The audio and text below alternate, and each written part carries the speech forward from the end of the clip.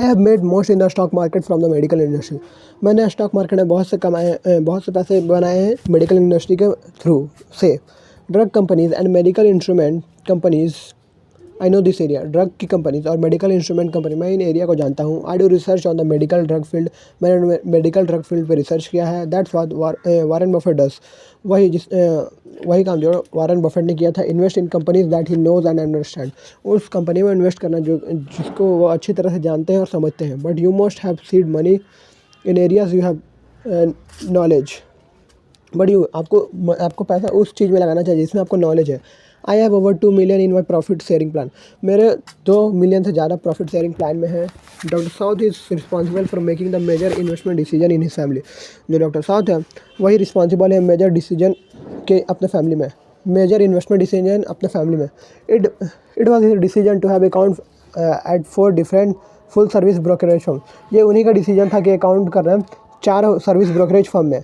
But surprisingly doctor south has less than $200,000 in securities. But लेकिन आश्चर्य से जो डॉक्टर साउथ है उनके पास सिर्फ $200,000 सिक्योरिटी में थे। That's then why does he have 4 different financial adviser. फिर उनके पास क्यों 4 अलग दूसरे फाइनेंशियल एडवाइज़र थे?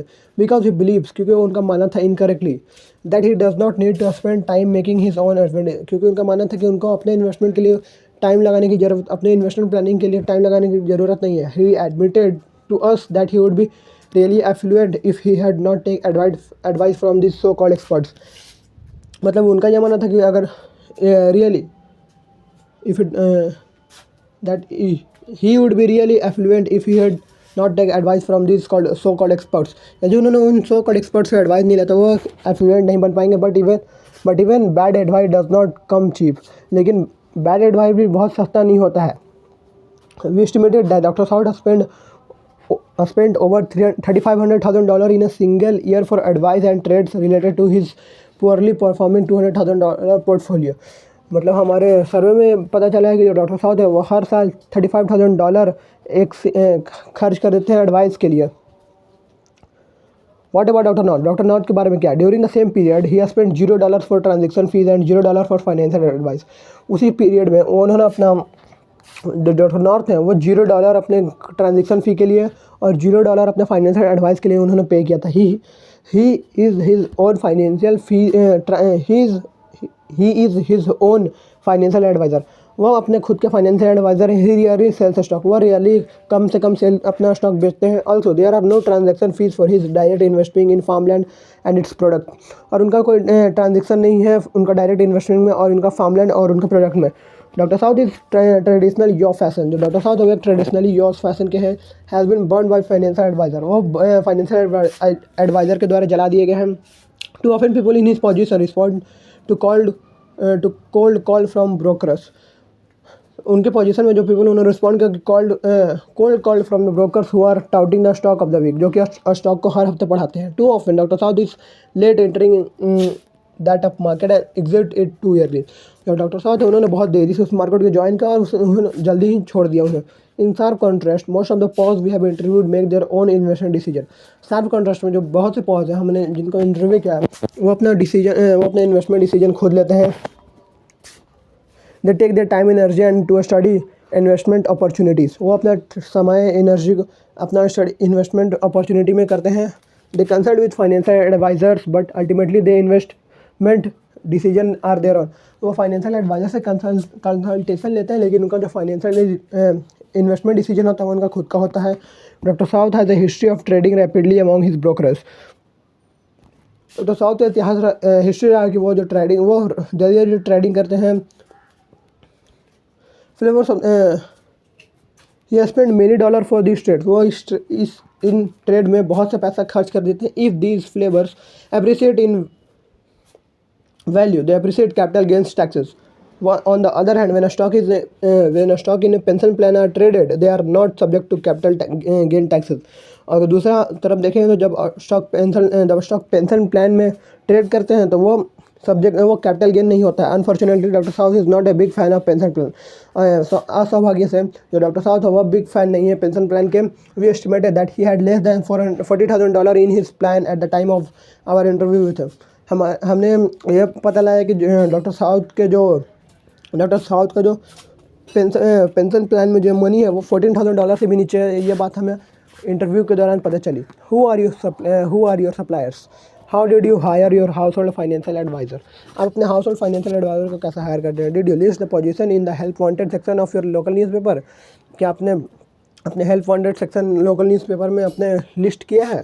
Did you evaluate the stacks of resumes you advertisement generated. क्या आपने स्टैक्स को इवैल्यूएट किया है। और did you ask your accountant, attorney और minister to help to find a quality adviser. क्या आपने अपने अकाउंटेंट, अटॉर्नी और मिनिस्टर से पूछा है कि वो आपको एक क्वालिटी एडवाइज़र ढूंढ के दें। Many people tell us that such method are just too much work. बहुत से लोगों ने हमें ये बोला कि इस मेथड में बहुत काम करना पड़ता है।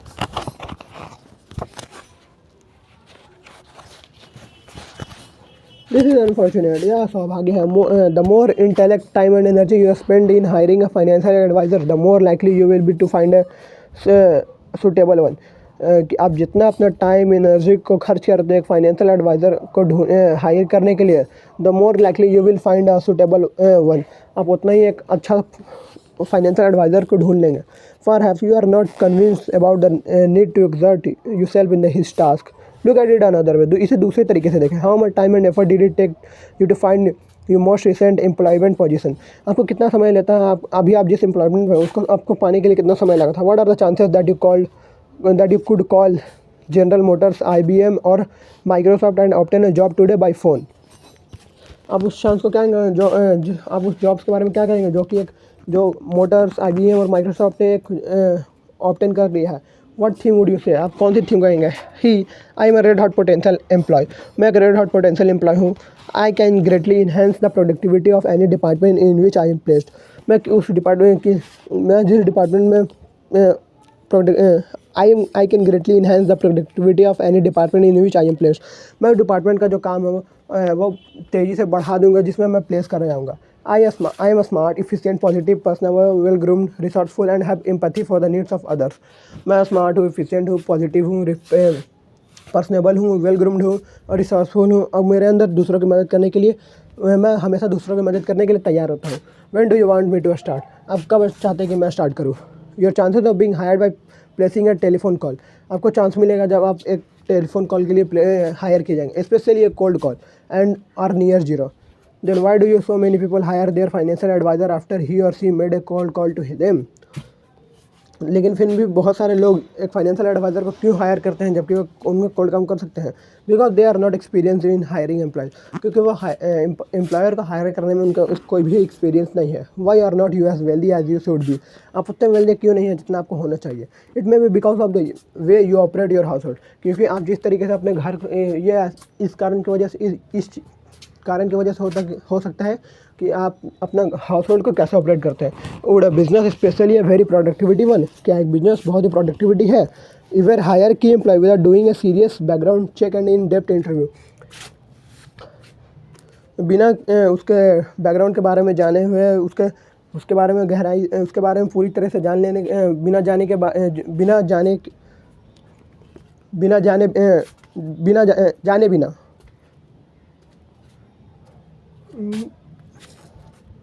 नो येट मोस्ट पीपल, नहीं अभी भी बहुत से लोग, even those with high incomes, अभी भी जो हाई इनकम के जिनके बहुत मतलब जिनका इनकम बहुत हाई है, hire financial adviser after obtaining little or no background information about this employment candidates. वो हायर कर लेते हैं फाइनेंशियल एडवाइज़र को बिना उनके या छोटे से उनके बारे में या उनके बारे में कुछ कम चीज़ें जान के, या फिर उनके बारे में कोई उनके पास इन्फॉर्मेशन नहीं होती है और वो एम्प्लॉय को हायर कर लेते हैं। Some high income people have responded to our views on the topic by stating, some high income people, कुछ हाई इनकम अर्नर ने हमें रिस्पॉन्ड किया है हमारे व्यूज़ को देख के, टॉपिक के व्यूज़ को देख के। But I am not hiring an employee, मैं किसी एम्प्लॉय को हायर नहीं कर रहा। I am just doing some investing with the fellow who called on me, मैं बस उस इंसान पे इन्वेस्टमेंट कर रहा हूँ। Our response to such a statement is simple, हमारा रिस्पॉन्स ऐसा स्टेटमेंट बहुत सिंपल है।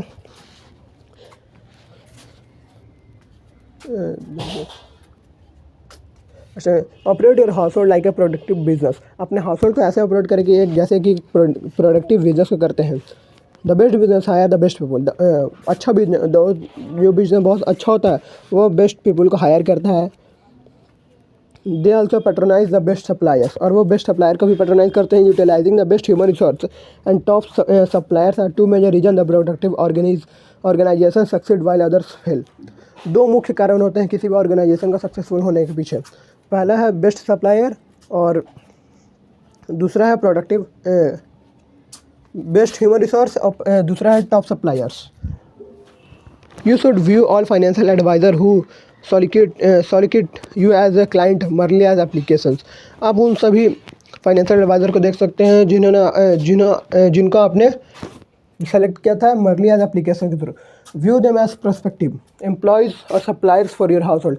आप उन्हें अपने घर के सप्लायर और एम्प्लॉय की तरह देखें। Then ask yourself some simple question. फिर अपने आप से कुछ सिंपल क्वेश्चन पूछे। What criteria would a productive personal manager use in evaluating each of this application. कौन सा क्राइटेरिया में एक प्रोडक्टिव पर्सनल मैनेजर यूज करेगा अपने इस एप्लीकेशन को बढ़ाने के लिए। Would a skilled purchasing agent or chief financial officer. क्या एक स्किल्ड परचेजिंग एजेंट हो या फिर एक chief financial officer of an organizer buy investment information and product from his potential supplier. What criteria what key pieces of background information. क्या criteria होगा, उसका background क्या होगा। Would be use to evaluate potential suppliers before a well run business. किसी भी एक अच्छे business पहले would ever hire a financial advisor or supplier of investment intellect. या आप फाइनेंशियल एडवाइजर को हायर करिएगा या फिर एक supplier of investment intellect. It would insist on many vital pieces of hard copy include the following several reference and official college transcript, a credit check, a series of personal interviews, completion of detailed employed application, documents attesting to the ability of applicant to perform the duties and tasks required. Your ability to hire great financial advisor is directly related to your propensity to accumulate wealth। आपको जो ability है higher great financial adviser को higher करने का, वो directly related है आपके wealth को एक्यूमुलेट करने के। This in turn relates to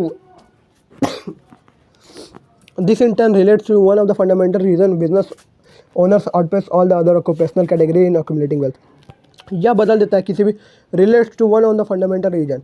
business owners, जो बिजनेस ओनर होते हैं वो दूसरे अदर कैटेगरी से ज़्यादा वेल्थ को एक्यूमुलेट करते हैं। Most high income business owner have more experience in evaluating potential suppliers employer application and human resources.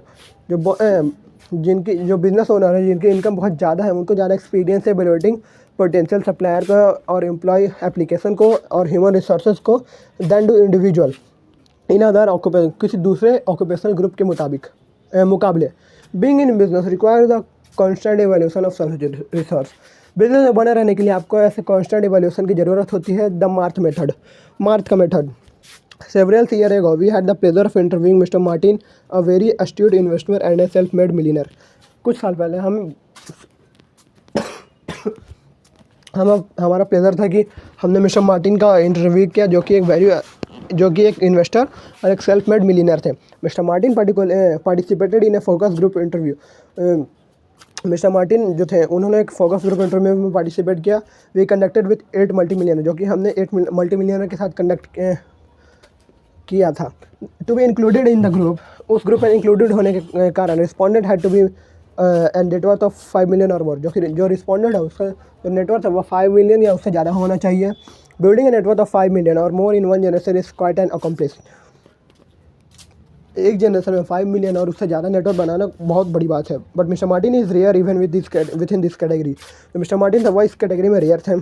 Since he never had an earn, उन्होंने कभी भी एनुअल इनकम में उन्होंने कभी भी एक साल के अंदर $75,000 से ज़्यादा नहीं कमाए थे।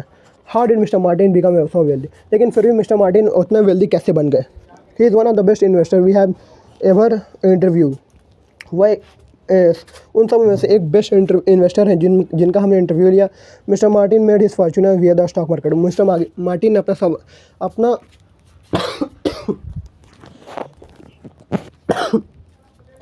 Mister Martin made his fortune via the stock market. जो मिस्टर मार्टिन है उन्होंने अपना करियर क्या स्टार्ट किए थे, उनका सौभाग्य था कि वो स्टॉक मार्केट से हुए। Mister Martin made his fortune via the stock market. Mister Martin जो था उन्होंने अपनी लाइफ स्टॉक मार्केट से बदली।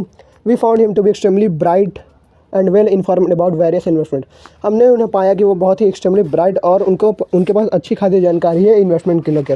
He is also an excellent जज ऑफ इन्वेस्टमेंट एडवाइस। वो एक अच्छे खासे जज हैं इन्वेस्टमेंट एडवाइजर को लेकर, एज यू मे एक्सपेक्ट, जैसा कि आप आशा कर रहे थे। Mister Martin subscribe to a wide variety of investment related publication.